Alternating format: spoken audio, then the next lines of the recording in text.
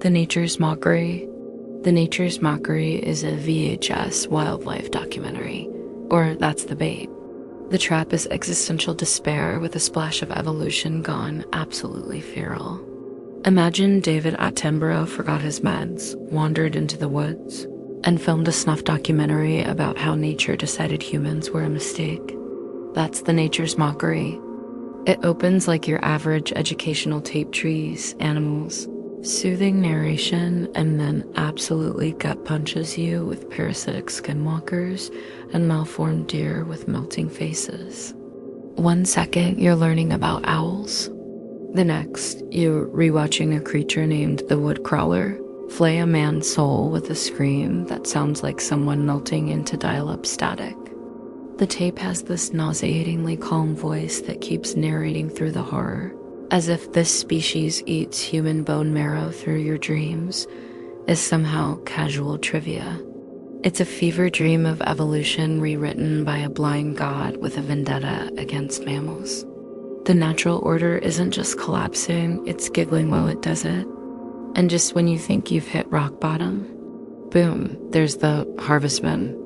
Imagine a spider stretch its limbs until they're telephone poles and now make it interested in your nightmares. The scariest part? No music. Just quiet woods and the gnawing suspicion that Earth has started overwriting itself. The wildlife isn't wild anymore, it's aware. And it's not trying to kill you. It's trying to replace you. The iris. The iris is a planetary surveillance entity that may or may not be God, or a camera, or both. Okay, deep breath. This is going to hurt. The iris shows up in those planet projector videos, unholy hybrids of astronomy lesson and Orwellian prophecy. At first, it's like a sweet 70s space dock. Here's Jupiter. Here's Saturn. Then, here's a sentient celestial eye that has been watching your species since before language. Excuse me? The iris is positioned between planets like a peeping Tom in orbit, just ... Watching, no explanation, no context. It's always framed like it's been there. Like a cosmic elder god signed a lease in our solar system and no one noticed. You see its eye gigantic, glowing, almost mechanical, and suddenly the existential dread hits like a meteor. The implications are worse than an alien invasion. This thing doesn't need to conquer. It's already seen everything. The birth of Earth, the death of Mars, the moment you cried at your 6th birthday because no one came. It was watching. And in typical Gemini home fashion, no one in universe reacts. It's just part of the slide deck. Here's Uranus. Here's the divine surveillance drone that maybe is the reason you dream of drowning every night. It doesn't kill. It doesn't move. It only observes. And somehow, that's worse. The Woodcrawler. The Woodcrawler is a long-limbed forest cryptid that moves like a dying marionette and screams like someone trying to remember how lungs work. You ever wake up in the middle of the night, swear you saw something tall and brittle skitter past your hallway, and convince yourself it was just a dream? Yeah, that wasn't a dream. That was this thing.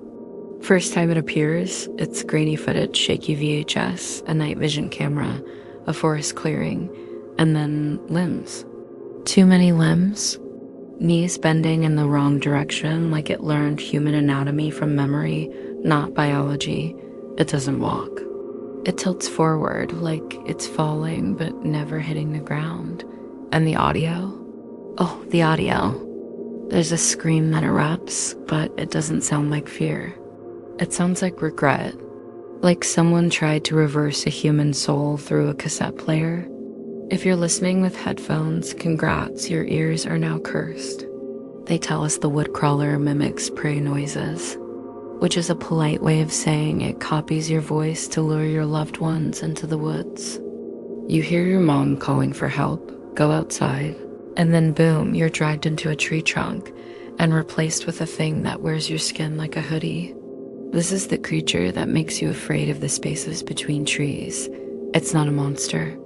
It's an error in the forest source code, a glitch that became sentient and lonely, and it's still learning how to be you. The Third Planet Crusade. The Third Planet Crusade is a militarized space cult's plan to cleanse Earth, because apparently humanity was a failed science experiment. Oh boy, strap in. This one goes full Bible thumper meets Mass Effect. The Third Planet Crusade isn't from Earth. They're coming to Earth. Why? Because we're infected. Not physically, no, existentially. The lore drops casually. An alien force observing Earth has determined we are ... corrupted, emotionally, biologically, spiritually, like we caught a disease by thinking wrong. So naturally, they decide to wipe us out, but not with lasers or bombs. With rituals. You ever wonder what it would look like if a doomsday cult got funding from NASA? Here it is. They talk in diagrams and glyphs. They don't scream or rage, they chant. And they say things like, the harvest must begin, which is not how you want your planetary obituary to start. The creepiest part? They don't hate us, they pity us. To them, we're infected siblings who need to be cleansed. Earth isn't the enemy, it's the patient. They're not invaders. They're missionaries. The Harvestmen. The Harvestmen are skeletal spider horrors that crawl out of the forest to collect things. And by things, I mean you. Where do I even start? Imagine a daddy long legs had a psychotic break and fused with a coat rack. And now it wants to add your femur to its Pinterest board. That's a Harvestman. 8 limbs too many, jointed like cracked chopsticks, and always just outside the spotlight of the camera.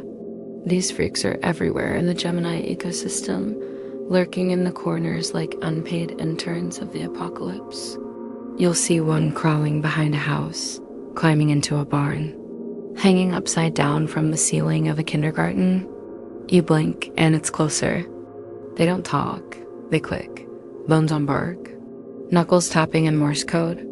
And when they finally do grab someone, it's not violent, it's gentle, too gentle. Like it's picking up a broken toy to take it back to the workshop. The VHS warns us, like it as a public service, do not engage with the Harvestmen. Yeah, no *** T. That's not advice, that's a death poem. Here's the kicker, they don't always kill you. Sometimes they just ... replace you. Like faulty hardware being returned and swapped, and no one notices. Your new you smiles too much, blinks too slow, says things like, the soil is ready now.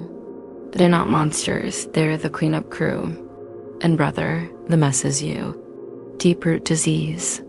Deep root disease is a biomechanical infection that turns living things into organic signal towers. Oh God, okay, this one hits different. Not because it's scarier than the others, but because it's too close. You ever look at a houseplant and think, what if that thing started whispering coordinates? That's where this disease lives. It starts slow, discoloration, leaf blight, bark that pulses like it's breathing. Then the roots expand violently, they don't stop.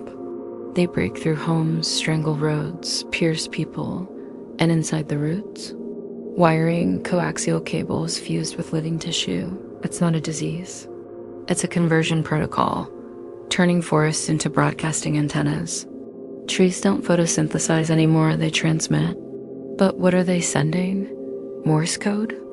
Warnings? GPS signals for the coming invasion?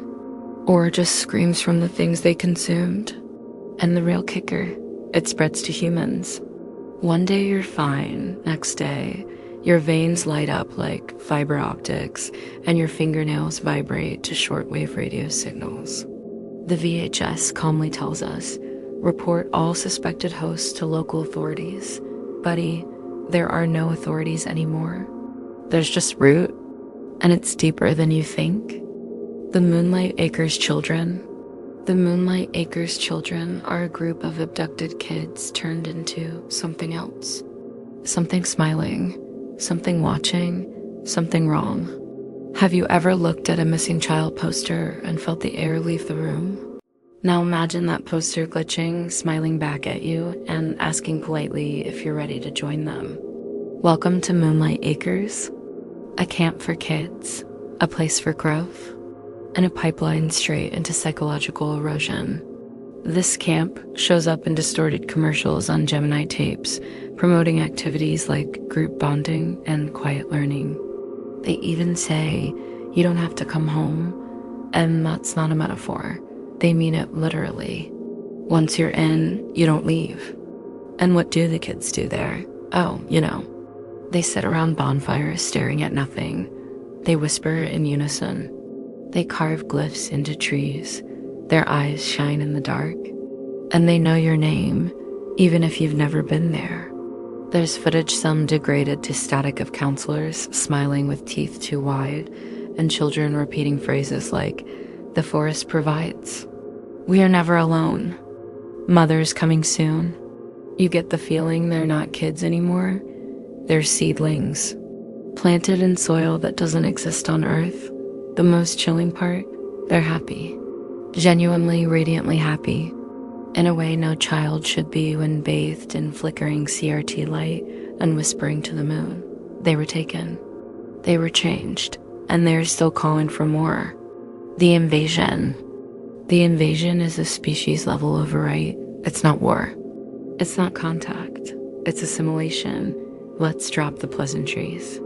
This isn't Independence Day. This isn't flying saucers and fighter jets and take me to your leader. This is replacement, quiet, intentional, unstoppable. There's this recurring map in Gemini home tapes. Red circles spreading like bruises across the Midwest. Population loss. Increased behavioral abnormalities. Areas marked uninhabitable without explanation. No lasers, no explosions. Just subtle breakdowns. People forgetting their names. Animals growing second jaws. Voices on the radio giving instructions in extinct languages. It is the most terrifying kind of invasion, the kind you don't know is happening until you aren't you anymore. One tape lists the symptoms of exposure as if it's the flu. Only the symptoms include fear of mirrors, compulsive soil consumption, visions of the false moon, the what moon?